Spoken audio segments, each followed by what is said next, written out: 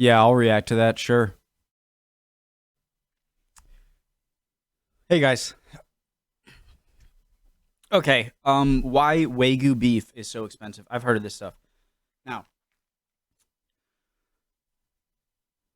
to be honest, I love steak. It's probably my favorite food ever. My favorite meal ever. Like if I were to get executed tomorrow and they gave me I just want a nice steak, medium rare, with a baked potato or just mashed potatoes and asparagus. Maybe a nice mushroom red wine sauce on the steak. So I love steak.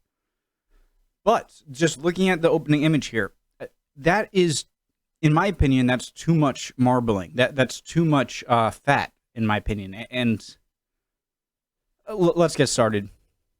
Preemptive Light, this is a good channel with good videos. Business Insider. My name is Connor. I'm out of breath because I ran up the stairs once. Let's go. Discord, join it. Original link to the video, top of the description. Beef, one of the most expensive meats in the world. Produced in Japan and prized for its rich marbling and buttery taste, high-grade Wagyu can cost up to $200 per pound, and the cows themselves can sell for as much as $30,000. But what is it that makes the meat so expensive? $200 a pound? How many ounces are in a pound? What is it, 16 ounces? Yeah, so like a 12-ounce steak is like a normal steak, right? 12. Almost. Jesus. The term Wagyu literally translates to Japanese cow, and it generally refers to 4 main breeds. These cows were bred for physical endurance, giving them more intramuscular fat cells. The fat is distributed more evenly throughout their muscle, which is why Wagyu beef looks pink and tastes so tender. And the Japanese government tightly regulates Wagyu production to protect the value and quality of the meat.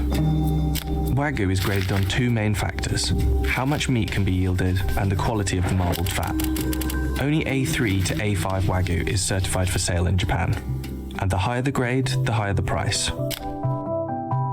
Wagyu beef has gained almost legendary status, and there are many myths about Wagyu farms and the way the animals are treated, from getting daily massages to being fed beer, but these often aren't true. The cows are raised very differently in each region and by different farmers, but they're often raised by a breeder until they're about 10 months old and then sold at auction to a fattening farm. Oh, little baby cow! By the time the calves are sold at auction, they can already fetch 40 times the price of US cattle. The fattening farmer will keep the animals in small pens and feed them a mixture of fiber and high-energy concentrate made from rice, wheat, and hay. They're often fed this 3 times a day for almost 2 years, until the animals are almost 50% fat. Only the pregnant cows and breeding cattle are allowed to graze on pasture. The length of the fattening process and the import prices of the huge amount of concentrated feed increases the cost of the beef, and over this fattening period, each cow will eat 5 tons of feed. If and when a cow goes to auction, it can sell for as much as $30,000. Comparatively, Black Angus cattle, which are considered the cream of the crop in countries like the United States and Australia, typically don't sell for more than $3,000. And depending on the kind, the Wagyu can fetch close to $200 per pound. High marbling is the common goal, but the approach varies by farm and area. While there are more than 300 varieties of Wagyu available, the most notable cuts come from 10 regions. One of the most question: what keeps other countries from just raising their cattle the same way? That'd be bad for Japan. It would drastically, because the price has got to stay up because it's a Japanese thing. But what if you just do what they do to cows in different countries, and then you essentially get the same thing, right? Expensive cuts is Matsusaka Wagyu from Mie Prefecture. Made exclusively from virgin female cows and highly prized for its tenderness. In 2002, one Matsusaka cow sold for 50 million yen, or roughly $400,000. However, the best known cut of Wagyu is Kobe beef, which comes from the city of Kobe in Hyogo Prefecture, and is made exclusively from steers or castrated bulls. Although Kobe is commonly seen on US restaurant menus, customers should be wary of items like Kobe burgers, as authentic Kobe beef is too tender to be formed into a patty. Several US restaurants are actually serving hybrid Wangus beef from domestically raised Wagyu and Angus cows. The highest ranking Wagyu is A5 Miyazaki, a 2-time winner of the Wagyu Olympics. A5 Miyazaki will cost you $100 or more. Guys, I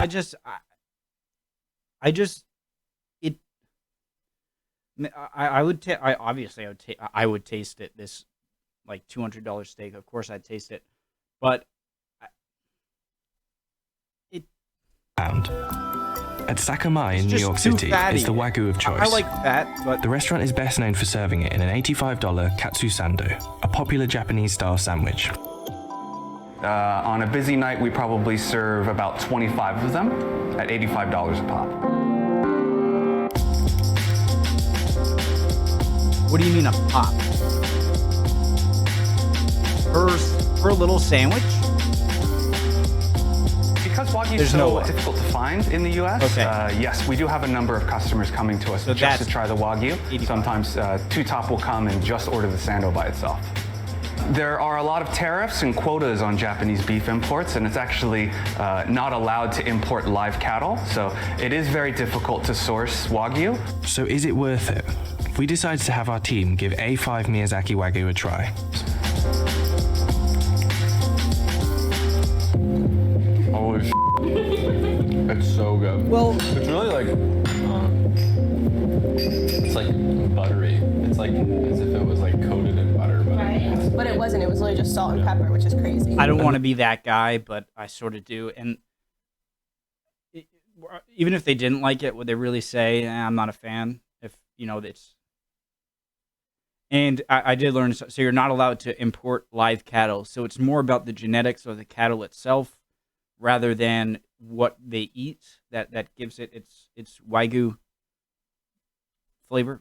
There might be something even more sought after than the A5 Miyazaki. Hailed as the rarest steak in the world, olive Wagyu comes from cattle raised on pressed, dried olive peels mixed into their feed. It was developed in 2006 by a Japanese pressed, dried olive peels mixed into their feed. Their feed? It was developed in 2006 by a Japanese cattle farmer named Masaki Ishii. Only about 2,200 of these cows were slaughtered in 2018, and they all live on the island of Shodoshima, home to Japan's oldest olive oil plantation. This special Wagyu is said to be extra tender and can cost anywhere from $120 to over $300 for a steak. While Wagyu's popularity grows worldwide, the domestic picture is a little different. Wagyu's popularity in Japan is actually slumping slightly, and the country imported more US beef than any other country as of 2017. The value of Japanese exports of Wagyu has risen over 200% in the past 5 years. And as Japan's population ages, farmers are struggling to keep up with the increased global demand, raising prices even more. But the high cost hasn't discouraged international sales. In 2013, Japan exported 5 billion yen worth of Wagyu. Last year, exports hit 24.7 billion yen.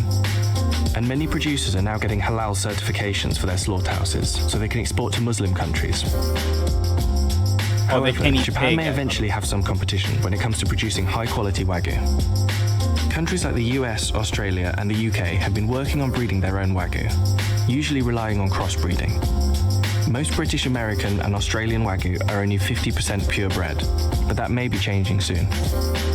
In the UK, for example, the Wagyu Breeders Association now registers DNA-verified full-blood Wagyu bulls and certifies authentic British Wagyu.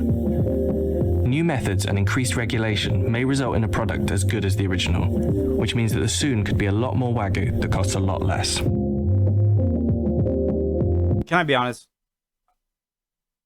It seems to me more of like a flex food, like caviar or something, rather than like, ooh, that's tasty. I don't know. I've never tried it, but it seems to be like something that, like, if you're really rich, you'd order because you can, and it's like, ooh, Wagyu beef. But I feel like I would prefer a normal steak or a non to that, but I don't know. I've never tried it. Really cool, awesome video. I'm going to watch how they make a katana now, too. Hit all the buttons. Love for you to join. And, yeah, have a good one, guys. Bye.